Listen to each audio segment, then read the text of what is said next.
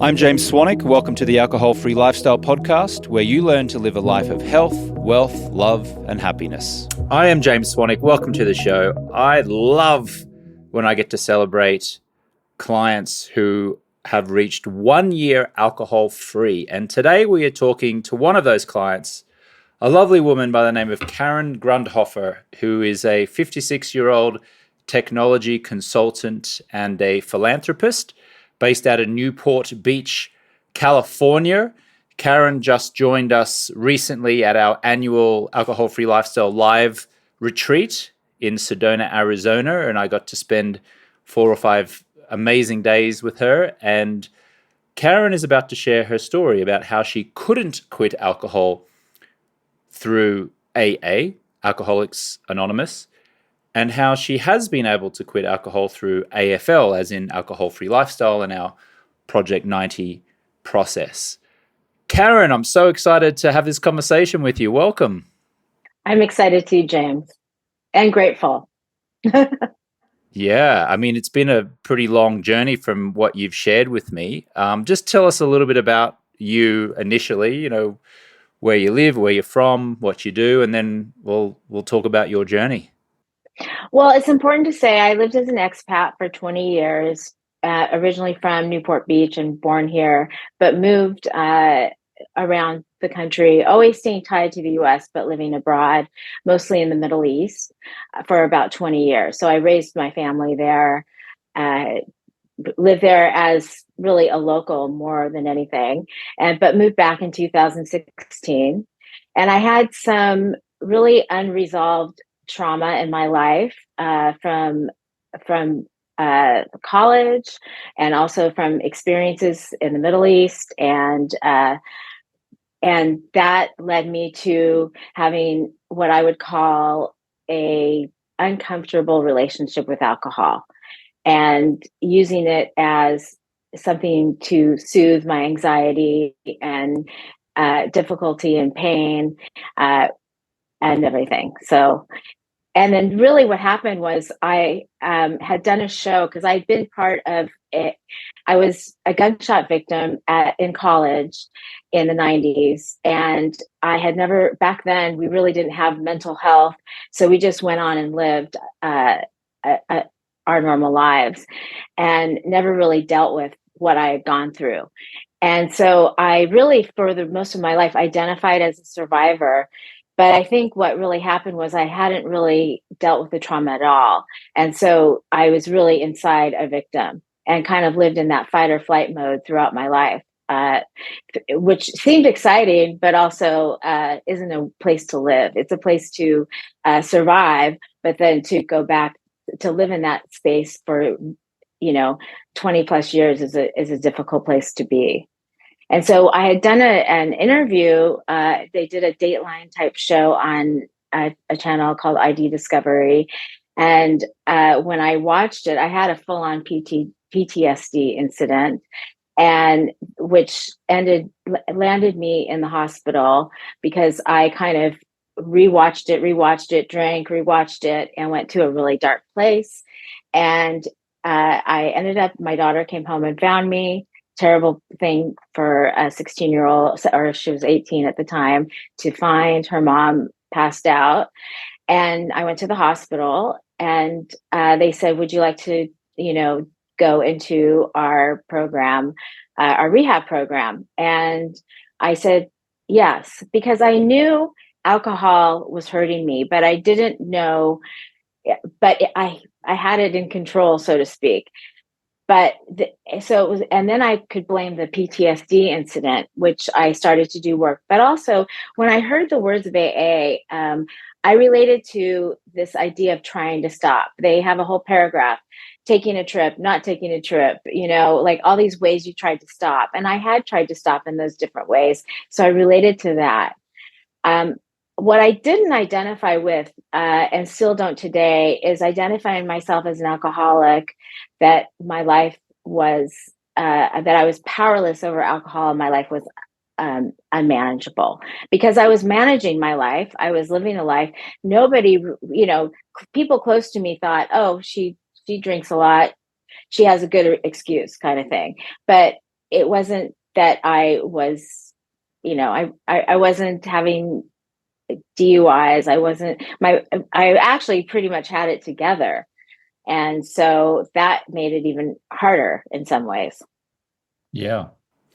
Karen, would you feel comfortable or uncomfortable going back to the college incident in the 90s when you were the gunshot victim? Like, how do you manage conversations around that now? Is my first question, and then depending on your answer, maybe we could just go back there briefly, just to put this Right. further in context. So I was at kind of what you might think is one of the first college shootings. I went to the University of California, Berkeley, and there was an incident one evening at the Hotel Durant, which, if you know Berkeley, you know the Hotel Durant and Henry's. And a bunch of my friends were there, and a gunman had come in and just kind of started shooting at the end of the night when they did last call. And I happened to be, he had an automatic rifle, and I was very close to the door that goes into the bar of the hotel. And he was saying, "Get down, get down." We were confused. I mean, now today you would know what it is, but back then we didn't have a clue. But we're like, everyone's getting down and screaming and everything. And so was leaning in a certain way. So what happened was the automatic went up, straight up, that way. And so it hit me. I have 7 gunshot wounds across the right side of my body. One that went up in through the upper buttocks, I guess you could say, and out through the front. But then I had one that went through the bottom of my breast and out through the top, and then 3 in the middle of my stomach. And so I actually have a phantom wound. So that was its own kind of miracle in itself, because a bullet has to go in or out. And I never had a bullet in my body, and I had 7 holes. So there was always, even the doctor in the hospital, he was a Vietnam vet doctor, and he's like, "I've never seen anything like this." So I that was part of the problem. Like, I was a survivor, and we call people who've been through something difficult survivors, but I never dealt with any of the pain and all the feelings and all of that went along with it. And so that's where I think from that point on, I was just constantly vigilant, constantly stressed about it. And also, I kind of became the poster child for the incident, even though many of my friends and other college students had been in a hostage situation. None of their names were released, but I was over 21, and everyone knew my name. And everywhere I went, I was identified as the survivor from the Henry shooting, and everyone knew. And I think that made me make very different decisions than I had planned on making for the rest of my life, actually. So it did shape a lot of choices that I made going forward. As we're recording this now, how does it feel to share the story? Because you candidly shared that back then, you rewatched this television program and you drank excessively, and then your daughter came and found you. And you obviously had a PTSD moment at that time, or rather, you were told that you had. Now, as you're sharing it with me and our listener, how does it feel today? Oh, I mean, it's freedom. It's behind me. I did EMDR therapy shortly after that incident in 2016, and I had really identified why a lot of things about myself, and everything in my life was better after that. But I couldn't really properly shake alcohol, even though I had a little over 2 years sober doing AA. I I always longed for it. I was always white knuckling, more or less, because I never really had my answer of the why. But today, yes, I am free. It's really, this year has given me freedom in a way that I never knew it could exist for me. So even when you were 2 years alcohol free in AA, you didn't feel free. No, this thing is an inside job. Like, we have to love ourselves and love the person we are inside. And on the outside, I come off as, happy, go lucky, easygoing, and I am all those things. But inside, I'm really critical of myself. I have that expectation of perfectionism, that I don't want to fail. Identifying as an alcoholic made me feel like a failure. Like, why can't I get this thing? I have been successful in so many things in my life, despite a lot of hardships that I had faced, yet I can't get a handle on this thing.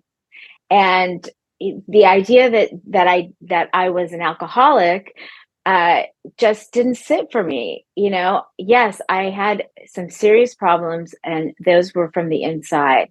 And I soothed those yucky feelings that I was having with drinking. And yet,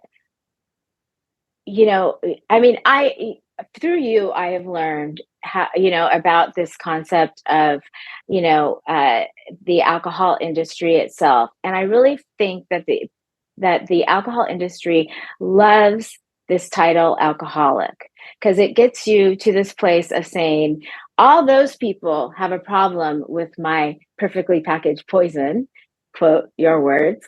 But the rest of you, you're fine. You can drink it. It's okay.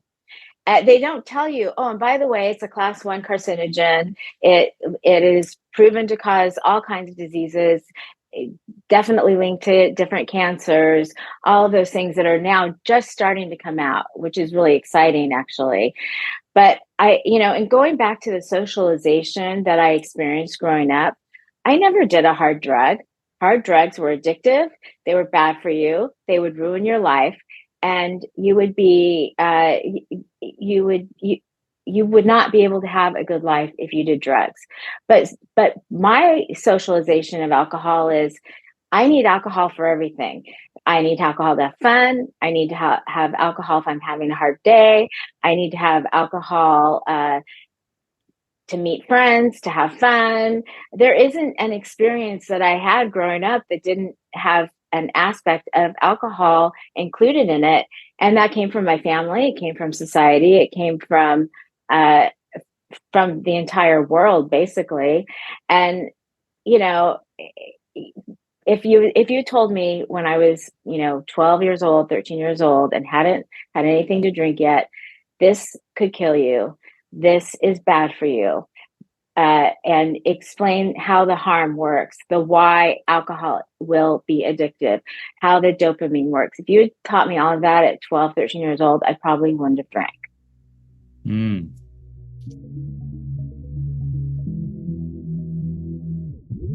Hi, this is James Swanwick, and we're taking applications for our 90-day and 365-day stop drinking programs. Clients are mostly executives, entrepreneurs, and investors who have tried unsuccessfully and repeatedly to stop drinking, but remain stuck in a frustrating cycle of stop, start, stop, start. Our programs are not AA, which has a reported 7% success rate. Our programs are not rehab, which has a reported 6% success rate. Our 90-day and 1-year programs involve a safe, fun, virtual community of high achievers with a process that boasts a scientifically proven 98% success rate of clients reaching at least 90 consecutive days alcohol-free. That's according to the University of Washington. We use the latest neuroscience and personal development processes to help rewire clients' brains around alcohol and minimize its importance in their lives. We will show you how to powerfully socialize with friends, family, and colleagues, what to say and how to say it so people don't mistakenly think you're an alcoholic or have a problem, and how to eliminate the temptation of returning to constant drinking so you break the stop-start cycle. To ensure client success, Project 90 can only accept 24 new clients each month. Some of those happy clients include John Keltner from California, who said, "I've lost 10 pounds." Susie Vaughan, a real estate broker in Tennessee, who said, "I've generated 20% more leads." Jessica Gaines from Kentucky, who says, "I've now got joy, focus, presence, and clarity." And Joe Worley from Michigan, who says, "My wife has the real Joe back."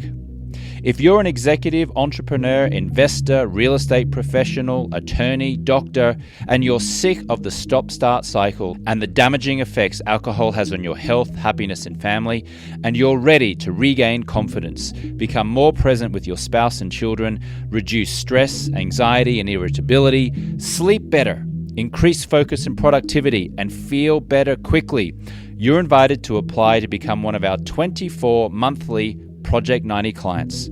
Applicants can apply for an introductory interview by visiting alcoholfreelifestyle.com/project90. There's also a link in this episode's show notes. That's alcoholfreelifestyle.com/project90. Application interviews are limited and are conducted on a first-come, first-served basis. Okay, let's get back to the show. I was interested when you said you felt like you had to identify as an alcoholic. And I think you're referencing being an AA at that point. And what was also interesting is that for many years you identified as a survivor. So you identified as a survivor from the shooting, and then you were identifying as an alcoholic, or at least being invited to identify as an alcoholic where you were an AA. And so this identifying, these labels, either you were self-labeling yourself or others were labeling you as something that maybe inherently didn't feel right to you. Is that right? Right. I would say so. I mean, when it comes to survivor, I think that aspect of right now I'm starting to work with human trafficking survivors, and they're definitely survivors at getting out of the situation if they're being trafficked. But there's so much work to be done. First, just meeting their basic needs and then moving forward after that.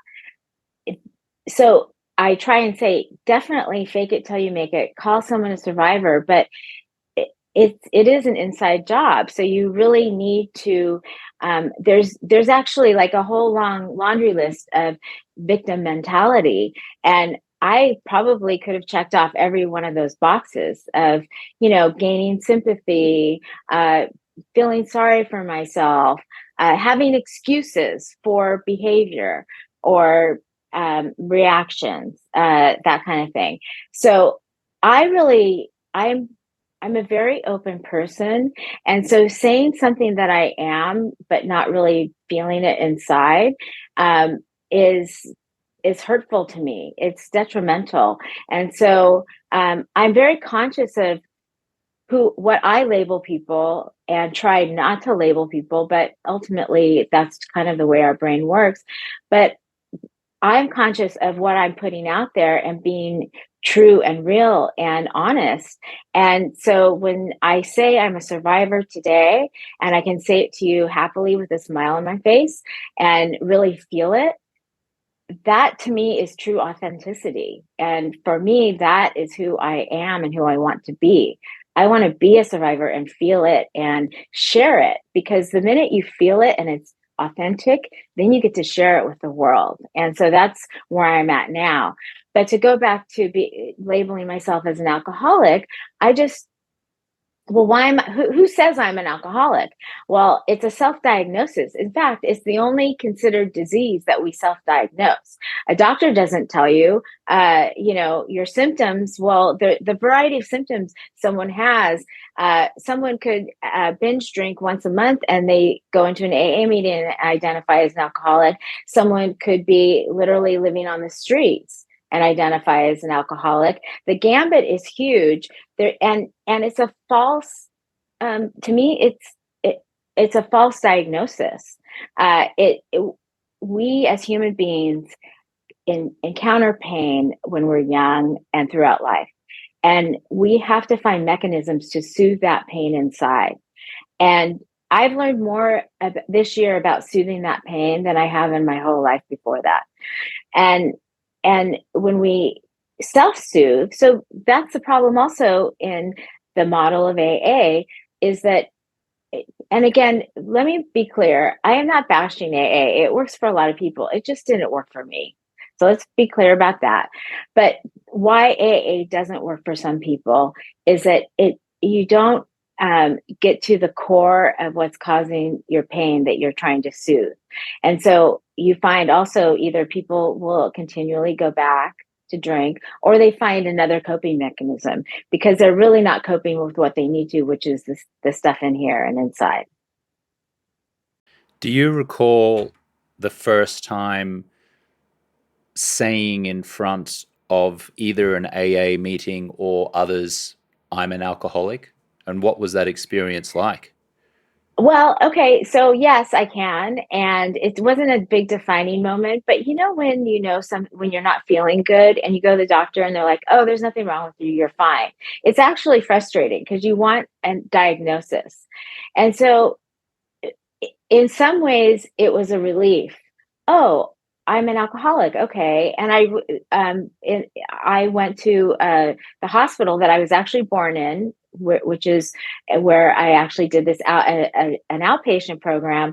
But the first AA meeting was in detox, and I didn't really need to detox because I hadn't been drinking a week. I had one bad night, so I had to sit in detox for a few days before they would let me do the program. And they used to do these AA meetings for the people in detox. And so I went to it, and I actually ran into two people I knew from high school, and it was like a little reunion. But also, I said, okay, well, that's the answer. I'm an alcoholic. And for a time, that gave me peace. At least I had an answer to why I couldn't quit and take this poison out of my life. And that was just a simple answer, and it gave me relief in the moment. And it didn't really bother me until later that the more I learned, and now it just pisses me off. It makes me really, really mad to think that I had to identify that way. And in theory, if I go into a meeting to even support someone that I care about, the social energy would be surprised if I didn't identify as an alcoholic in that room. Because as a group, in my area where I live, AA has an amazing network, and they're beautiful people. And I love so many of those I've encountered in that group. And their meaning it's very well meaning, but it doesn't work for a lot of people. And the problem is that they say, okay, get a sponsor, follow direction, and you will be successful. And if you're not successful in this program, you will in turn fail. And that's your fault because you're not following the program right. You're not following direction. And that's the essence of it. And for me, like, first of all, my sponsor, I'm not going to even talk about my sponsor other than to say she was very well meaning. And the idea of a sponsor is to be accountable, number one, and for them to share their experience. But they're not a trained counselor, coach, therapist, or anything. So you're being accountable to someone, yes. And we have an element of accountability in alcohol-free lifestyle, but when it comes down to, like, when we're having a really hard time, we have our coaches who are always available to us to really talk about the nitty-gritty of getting through something that's really difficult. And a sponsor doesn't have those resources, and they don't have that ability unless they happen to be a therapist themselves. But more than likely, people have pretty uncomfortable relationships with their sponsors. And the bigger joke was, oh, if you like your sponsor, they're doing their job wrong. You should not like your sponsor. That's kind of a joke in AA. So Yeah. I felt, for me, that was, that accountability was good. But I also think, we use accountability in a lot of areas of our lives. And, and even, like, I mean, I've read stuff on your social media where people are like, oh, well, AA is free and your program costs money. And I'll tell you, you got to have skin in the game to be accountable for a lot of people, number one. And number two, the model I know is most people get to AA through a very expensive rehab situation where insurance covers some people don't think, oh, rehab is my answer. And rehab is not your answer. Rehab is sequestering you for a period of time to keep you away from whatever you're trying to get away from. And then you have to go back into the world with very few tools to actually deal with that pain you're trying to soothe. Well said. I've read, and I don't want us to stay on like the AA thing for the duration of this, but I think just to wrap up this part of it, the conversation around AA is that I've researched AA thoroughly. I've been to some AA meetings, and from what I have read, AA has a reported 7% success rate. Now, that means that 93% who attempt it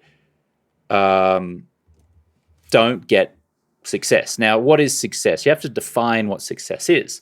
Success in this regard is people who are able to, for at least a year, be what they consider to be sober, right? Like at least you've got more than a year of success. And, you can pick holes through the studies. You can always show a study that supports whatever argument you want, and et cetera, et cetera. But, I've read dozens and dozens and dozens and dozens of studies, many self-reported, others just reporting on what they observe. The 7% seems to be about the agreed upon success rate of AA. And yet, for decades, AA seems to be the default modality for people like yourself, like anyone else who's tried it, to somehow get sober. And, you sharing anecdotally what your experience was like seems to back up what I have read, which is that 7% success rate. Now, look, you could argue that actually you're part of the 7% that it did work for, because you actually did go 2 years without alcohol, right? So I guess you could say you were part of the 7%. But then something happened after 2 years, right, Karen? You went back to drinking, and also you don't look back upon AA as being a successful experience for you, I guess. Can you talk to that, and then we can just wrap up the AA part and move on? I mean, I no one wanted it to work more than I did, because I wanted alcohol out of my life, and I wanted to do it in the way where I sit with it now.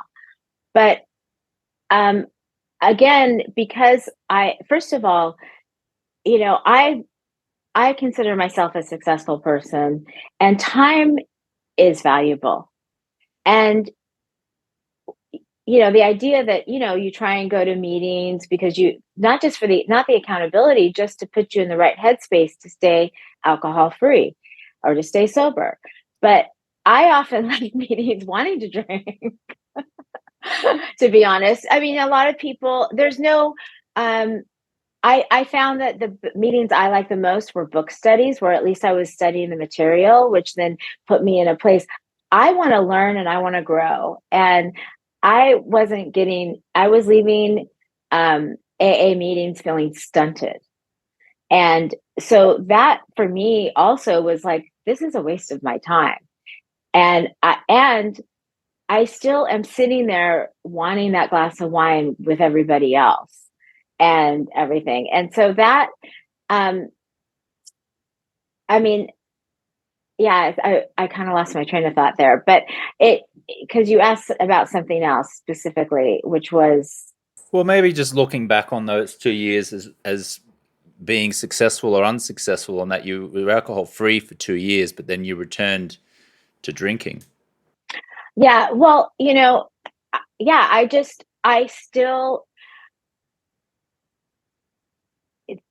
there was something in my mind that first of all thought, I'm strong enough, I can live in moderation. And that, because I'm clever enough, I can trick it. I didn't, understand the science of it enough to realize I couldn't trick it, because it was in my brain already, right? And so that was one aspect of it that led me back to drinking and thinking I could control it.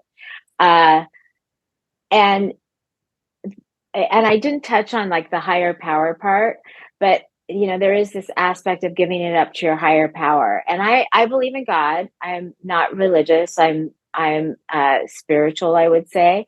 But I feel that God gave me a really intelligent brain. And in that choice and in that brain, I have the power to say yes, and I have the power to say no. And I do it a million times every day. Okay, I don't want to eat the cake. I'm not going to eat the cake. We make these choices daily. And why? So why can't I just make the choice to say, I don't want alcohol in my life anymore?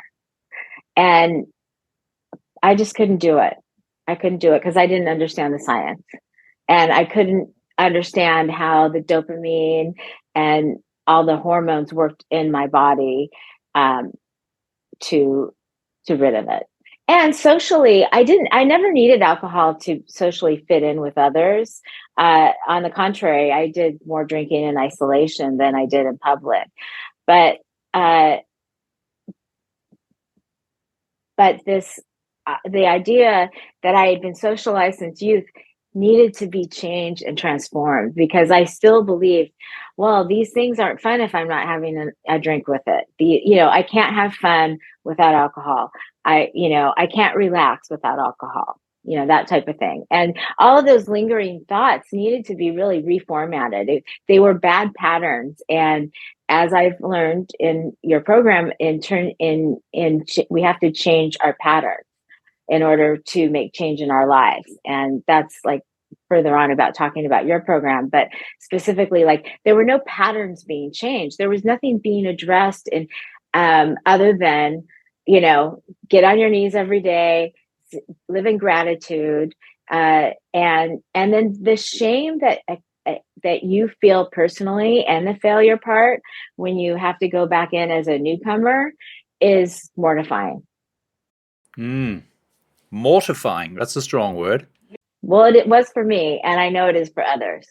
It's embarrassing. It feels like failure, and it feels like you're walking into a classroom and the teacher just, like, spanked you in the old days or whatever. It feels like public humiliation to me.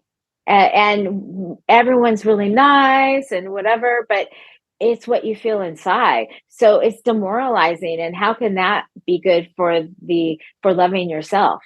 It's and just to go back to what you were saying, why is AA the go-to? It's the easy go-to. It becomes just like, okay, send them to AA. This is the answer.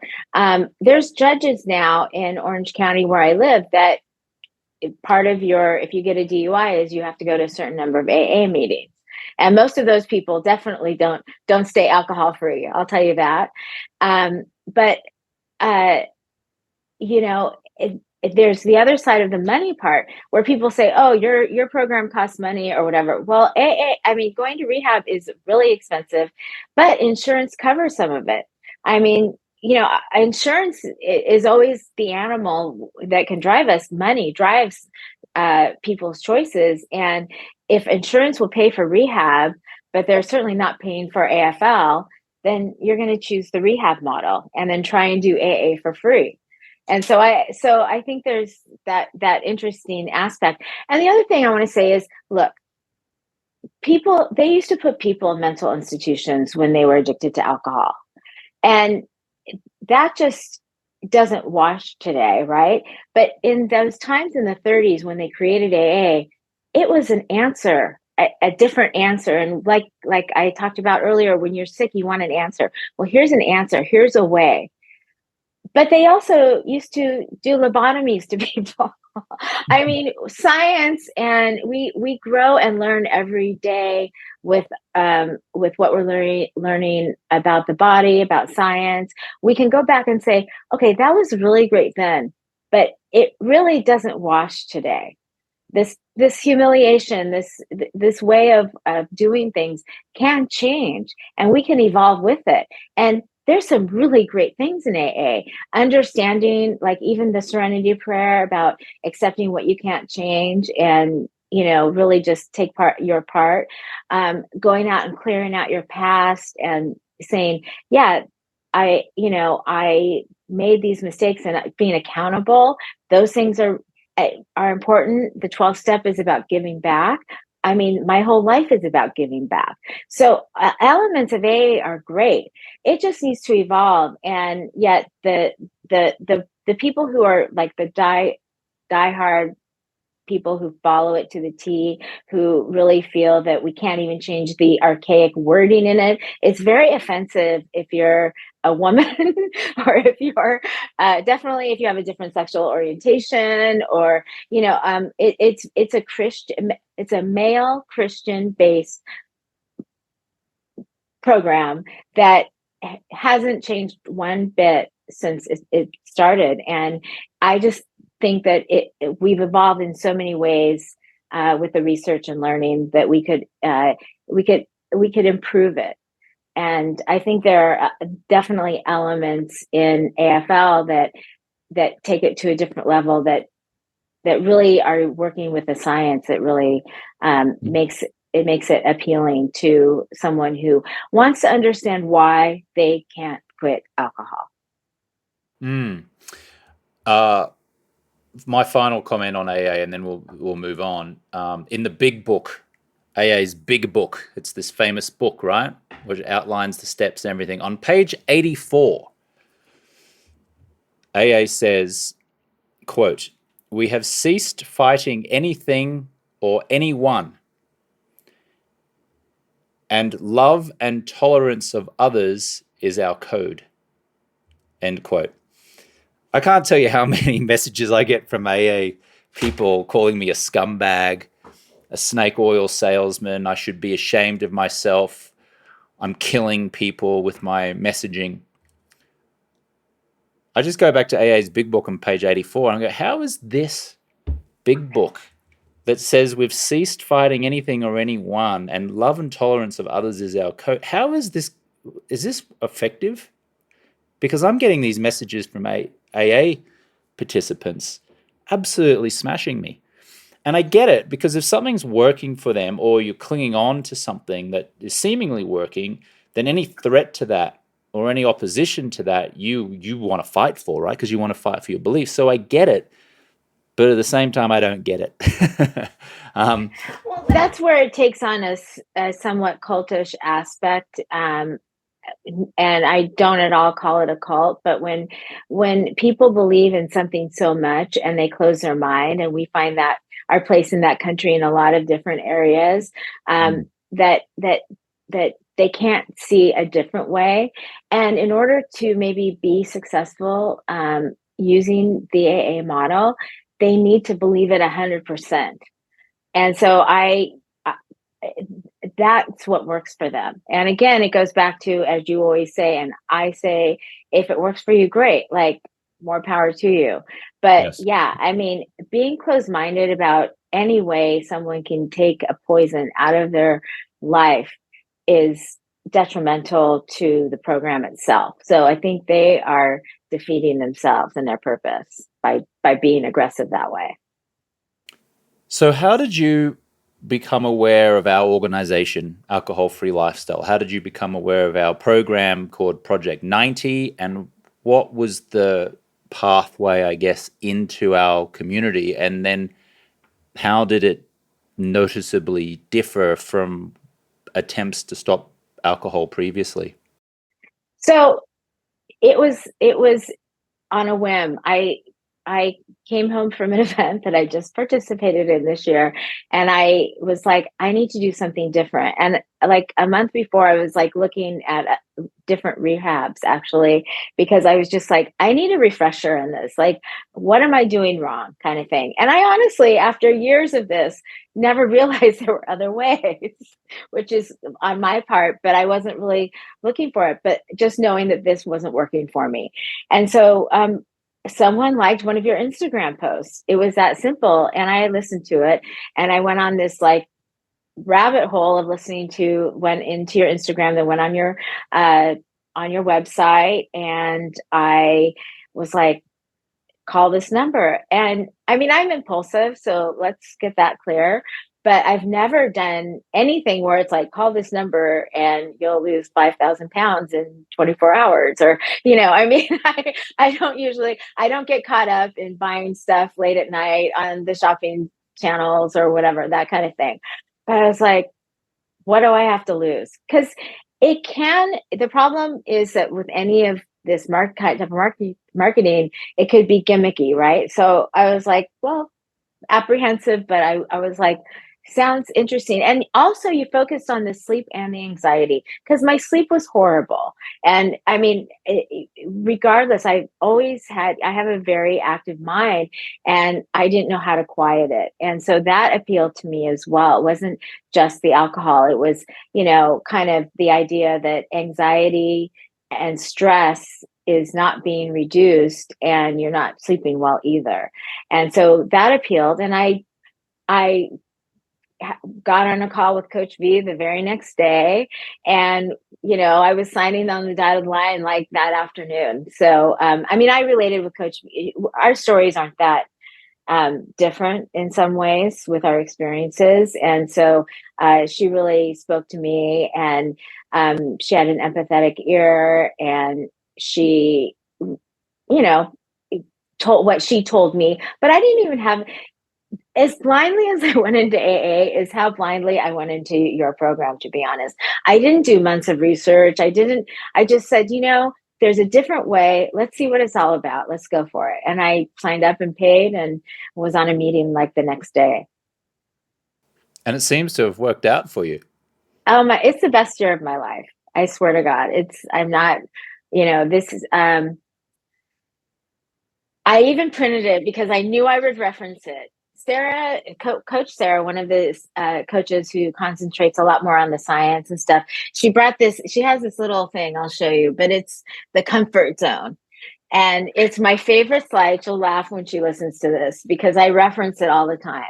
But, the comfort zone is this place where we live. And it's my favorite aspect of what I learned in the year, which is we think, for someone who can't see what I just showed, just think of like 4 concentric circles across a plane. And the first circle is comfort. But comfort is just your status quo. I don't really like comfort. It makes it sound like it's a good place. Comfort is just where you sit, not dealing with anything, having stuff in your life that isn't great. It's a place that is only pleasant because it's the only thing you know. But you're really not happy. But you can't ascertain what is actually making you unhappy. You just know this isn't it. And then the next circle, crossing over into it, is fear. And in order to get out of this place of comfort, whether it's whatever it is, whatever your coping is, whatever, it's scary to think what's on the other side. In my case, I've used alcohol my whole life to comfort me. It was my best friend. It's a relationship. So this place of comfort could be a relationship. It could be, as something that's not bringing out the best in you, more or less. But the unknown on the other side seems really scary when you're over here in comfort. So going into the fear, I always think of like a little mouse tripling into the circle, into fear, just with trepidation, looking through and just saying like, what's in here? I'm so scared. It's the unknown. And yet, and then you even try and go around it. How can I go around this fear thing? And that never works. So you always end up back in comfort. But once you go through the comfort, go through the fear, then you get to that circle of learning. And then once you get to learning, you get to growth. And so I just loved that and identified with it from the first day I saw it, because it's scary to think, how am I going to get through this? What's on the other side? How can I avoid the pain? But you know what? Part of the pain is part of the growth, getting through the pain. And I had to really identify my pain and where it was coming from to really get to this place of growth. And now that I'm here in this learning and growth stage, I want to stay here forever. I'm not going back to comfort ever again. Forget that. But the other thing is, I think of like, when you like have a pain from like, oh, I played tennis and now my shoulder hurts or whatever, and it's hurting for days, and then all of a sudden it eventually disappears. But so much so over time that you don't even really notice until like a few weeks later. You go, oh yeah, my shoulder isn't hurting anymore. That's what that fear sector is like when you're when you're in the learning mode. Is you start going into the fear, you get there, and then you slowly aren't afraid anymore.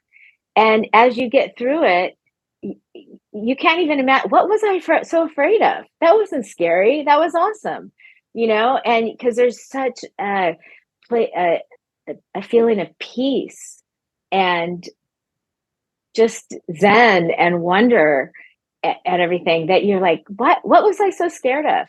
But man, that first step into fear is are the hardest steps you ever take in life. And what I also love about AFL is that I can apply this stuff that I've learned throughout the year in everything that is not serving me. So in living and learning and growth, I get to go back to these other things that, like, okay, what else isn't serving me in my life? It's out. It's not, and that's not even scary anymore. That's just, it's gone, because it doesn't serve me, and it doesn't serve the world, and it doesn't let me be my best self and live to my full potential. It's funny, you were talking about growth requires a leap of faith, essentially, right? And I instantly thought about this interview I did with the celebrity LL Cool J back in 2006. Do you know who LL Cool J is? Of course, yeah.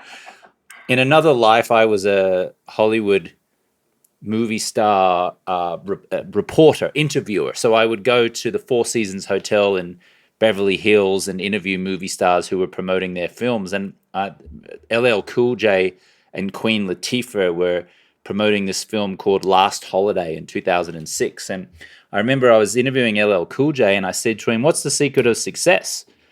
Because you're very successful. And he said, it's standing on the edge of a cliff and you see rocks down below and you don't see the safety net, but you step off anyway, knowing that the safety net will appear.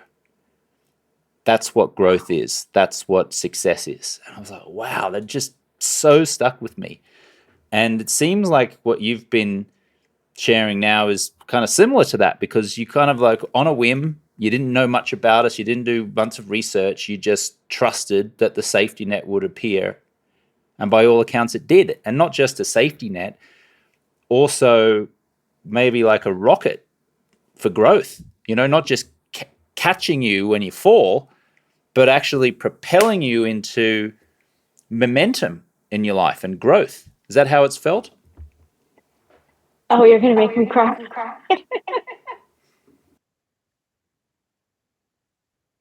When you survive something like I did, you feel, what is my purpose? And never feeling like you've gotten close. I can't figure out what it is. And now things are becoming so clear of what my purpose is. And in that place of growth, it's exponential. So you don't just, grow. Oh, okay, now alcohol's out of my life, I moved on. No, there's like, if there's a circle, then they're coming from everywhere. The growth is immeasurable, and it's consistent, and it's multifaceted on different levels and different layers. And it's a really awesome place to be. It's its own dopamine hit and high. And it makes me like, it makes me emotional, because it's always where I felt I could be, but I could never get there on my own. I needed help getting there. And that's another reason why I want to stay continuing with a program that you're creating now for people once they finish their year, to actually keep this momentum going. And again, it goes back to this thing. I don't want it to ever stop, because learning is amazing. And the more we learn, the more we know we don't know. And that to me is so exciting because, there are no limits. I was limiting myself, that I put a noose around my neck. Alcohol was a catalyst, but there were other things that were holding me back, and it was only me. And I had to feel good in here to go out there and really live my life's purpose, which is yet to be determined. What were some of the practical things that you experienced or learned inside of our program, Project 90, that was different to anything you tried? Like, what were some of the practical things? I mean, one of the first, because part of your program is you get a video from you every day. And one of the first things was, at the end of the day, make yourself your celebratory drink of soda and lime or whatever that is. There's all these, again, rules in other programs where, oh, you can't go sit at a bar. You can't have if you have a non-alcoholic beer, that's going to make you want to drink, all of those things that really have nothing to do with it. And so embracing the alcohol-free community. We didn't really talk about verbiage and words, but words do matter. And, just saying alcohol free versus, oh, I've made a life choice, I'm alcohol free. Wow, that's awesome. That's the response I get. On the opposite side, oh, I'm an alcoholic.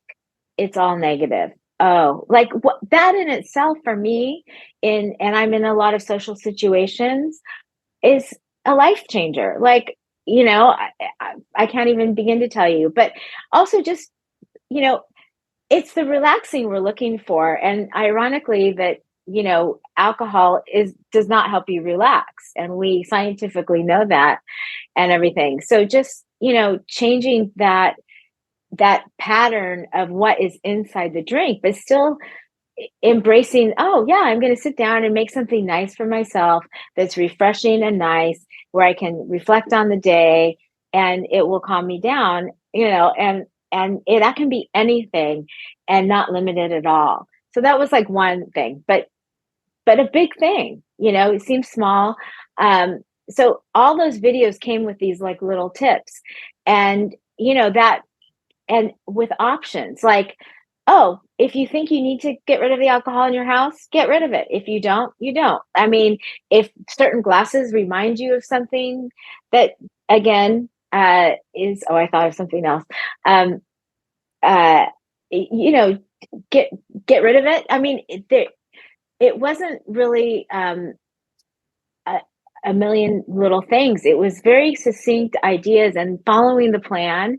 And always when you're doing something, I was all in. Like I followed direction of what what you guys suggested, but watching the videos and putting those into my life, and then also really following, going to the meetings. And then we use Marco Polo, which for those of you who don't know what Marco Polo is, we have a group that's private that we get to share our day-to-day feelings with, hopefully under 2 or 3 minutes. Mm-hmm. But we get to know everyone else. So we don't just have accountability, we have a community. And these other like-minded individuals that I've met are some of the most incredible people I've ever met in my whole life. And we are a family. We really are. And I've learned so much from the program, but I've also learned so much from these like-minded individuals and everything. That's been a phenomenal part for me too. And they're all over the world, which is great because as a past expat, I love having connections around the world. So, and can I just bring up one more thing? Yes. Because one term that really helped me also through the program was Coach B mentioned something when I would reflect on a good memory of something. And she gave me the terminology fading effect bias. And that goes into the mentality like why a woman can have another baby, right? She forgets all the bad, all the good that comes overshadows the bad. And that's a lot of my experiences, like to identify that in a way that I could look at these experiences differently. So if I had a memory in the south of France with a really great bottle of red wine and a dinner with everyone, I didn't remember like, oh, I felt like shit in the morning, or I had a fight with my husband or that kind of thing. I just remembered, this beautiful scene, us drinking red wine, almost glamorizing it in my life. And that was the memory. And when I could go back and identify, oh, wait, what was the real memory? That helped me identify, yeah, that wasn't so great, and that helped me a lot with getting rid of the social aspect of wanting to drink in social situations. Mm. You mentioned like-minded community. What do you mean by like-minded? It's not like we fill out a form and say, this is what we make or this is what we do or anything like that. You talk to us and you get a feel for what kind of people you want. And I mean, I don't know, it's not that distinguishable other than uh, everyone has the mentality that they want to have success in their life. The success is defined differently for everybody, but they are success oriented people and leaders in their community and heads of companies and entrepreneurs. And so when I mean like minded individuals, uh, I just mean that they're they're interested in having a better life and willing to do the work to get it. And even if that means digging holes or whatever it means, they're willing and in. And that made it that was very helpful in creating the community that I have gotten to know and love and really love them. I love them so much. Karen, just a couple more questions here. You were in Sedona, Arizona at our 2024 annual retreat. We had about 35, 40 people there. We did some fun things. But what was your experience like in terms of getting to engage with the other members and the coaches in person as opposed to virtually? Like what did you take away from that experience?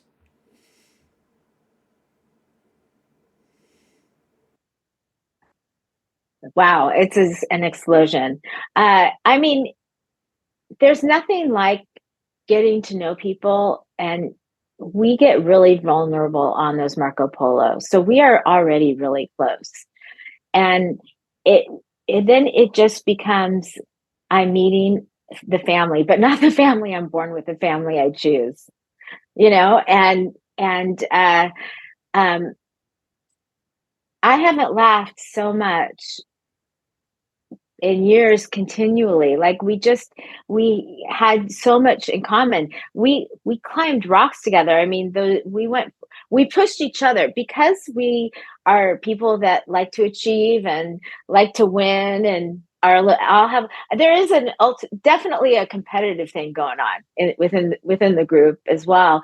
And so we're encouraging each other to climb further. We cold plunged together in the Sedona Creek, which was probably about 40 degrees Fahrenheit. And we all said later on when we tried to do it on our own, it just wasn't as fun. There was definitely the camaraderie we built within the group and the friendships these are lifetime friendships. I love that. And then finally, you referenced your daughter, who was 16 years old at the time when she came in after you had what sounds like a PTSD experience and you had drunk heavily. And then, as I would understand it, your daughter probably witnessed you going into AA, identifying as a survivor, maybe not resonating with you're powerless over your drinking, maybe experienced things that maybe you didn't want her to see. And now, if we fast forward to today, how do you think your daughter perceives you? I do have 3 children. but but two boys, and she's sandwiched in between. And she and I have a very wonderful friendship. And now she's in her 20s now, and and she's actually become a mental health provider in a school. She got her master's in social work. So sometimes, she's so intuitive about people and their issues and that kind of thing. But I mean, you know, I have been their rock. I mean, to say that we went through ups and downs living in the Middle East during the time and place of when we did, is, I mean, it's underselling. It was a hard upbringing for them, and very stressful and a lot of anxiety. And she's been able to see how I kept working at it. I kept working on how to overcome this addiction to alcohol. And I think she's very proud. But I think for all three of my kids, they're like, we have mom back. This is the mom we know. This is the mom who just handles it. She's great in a crisis, which we've been in a few, and they count on me. So I did a spectacular job of raising three incredibly independent children. I'm so proud of that, in today's world. And they're all independent. They're all, as I call them, they're launched now. They're all doing their own thing, living in different places. And they realize that, yes, shit's going to happen, but you can work through it and get beyond it and then grow, and life can be even better. So I think that we teach by example. And the socialization that I taught them and my parents taught me of drinking on a daily basis, because it was just what you did, just that's what we're supposed to do and how we're supposed to live life. Now they see a different modeling of behavior, and they can apply it where they want to in their lives, and they know where they can come if they want to make change. Karen, congratulations on 1 year alcohol free. What does the future hold for you? What's the plan from here? 1 year. 1 year as we're recording this. What happens now? What I really like, a year in, I feel truly free now. And I touched on the freedom before, but I don't think I've ever felt that way in my whole entire life, totally free. And I'm very fortunate. So again, going to the exponential growth, for the growth to keep happening. But I definitely have different avenues that I'm exploring. I definitely would like to find a good way to share my life story with the world, because I've had so many unique experiences being an American woman living in the Middle East. And I was not an American living with Americans. I was an American woman living with Muslim Arab families. They're still my friends. I'm still very close to most of the people I've met there. And how do I integrate that? There's this element of victim to survivorship that I really want to study more and understand more, so I can share that. And then the work that I'm doing with that I'm in the process of building to work with survivors of human trafficking, where I've seen a lot of human trafficking living in the Middle East, especially. So I really identify with that particular area of need. And it's a prolific problem across the world. Over 50 million people are trafficked worldwide. And so I have a trip planned next month, going to Uganda, meeting with survivors of human trafficking, with the nonprofit that I'm involved with. So those are just some of the things I have a whole laundry list. I love that. I love that.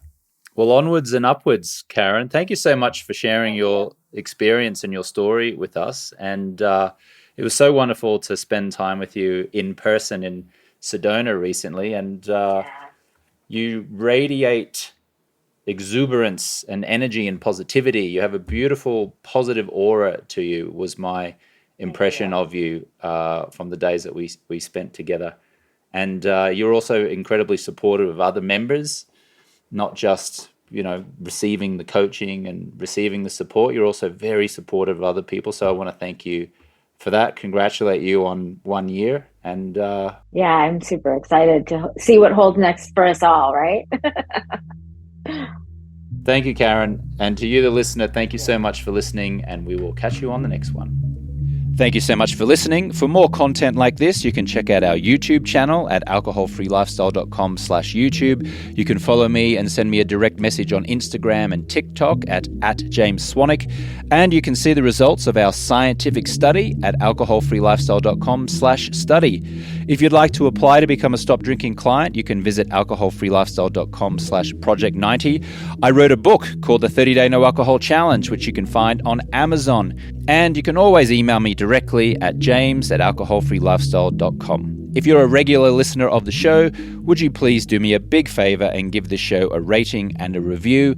It helps us get more listeners, and you'll be potentially helping someone else out there who's struggling with alcohol to find us, to listen to us and get support. Thanks so much for listening. We'll catch you on the next one.